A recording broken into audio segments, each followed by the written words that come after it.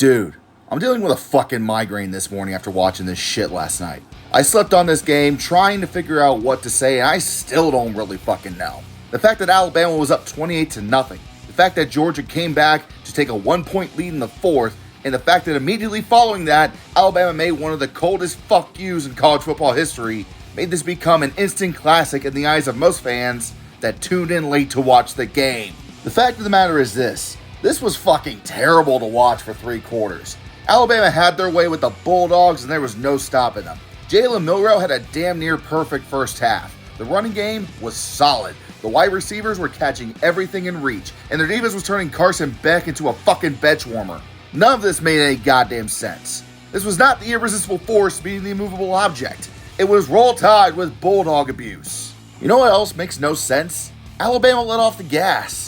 They had a 4-score lead in the first half, and at one point I told everybody watching the live stream that Alabama needs to pile it on. Despite the hot start, you cannot let Georgia get back up. They still have a ton of talent and are a good team despite what we all witnessed. Bama had the knife to their fucking throats and just needed to finish them off. You know what happened instead? Bama's defense eased off. They were leaving people open, they stopped getting to Carson Beck, they quit pressuring this offense and began to blow coverage assignments. I watched this shit live on stream and still figured it was over going into the fourth quarter, because when does Alabama blow 4 touchdown leads? Apparently now. Georgia came roaring back and finally rediscovered their defense. But what saved Alabama from catastrophe in the end was Carson Beck's mistakes. 3 interceptions, including the game loser at the end. We have found Georgia's weaknesses. Obviously, the first is their quarterback. I don't know if the light's too bright for Beck or what, but he needs to get it together and quick. You can throw the ball 50 times for 400 yards all you want, but throwing 3 interceptions and fumbling the ball will kill you no matter who you face. The offensive line is beat up and needs work, but I can't blame them for your piss performance here. It's like you guys learned nothing from the game against Kentucky a few weeks back, and those fuckers just beat number 6 Ole Miss.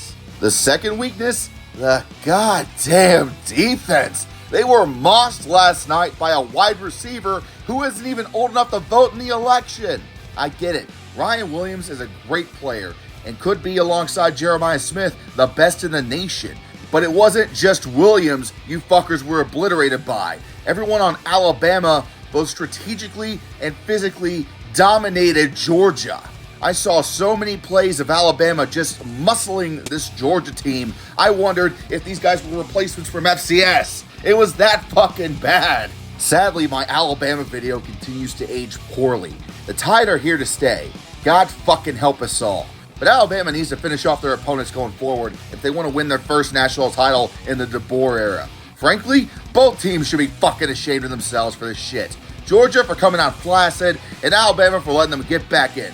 Both of you fuck off and get your shit together before Texas wins the goddamn SEC.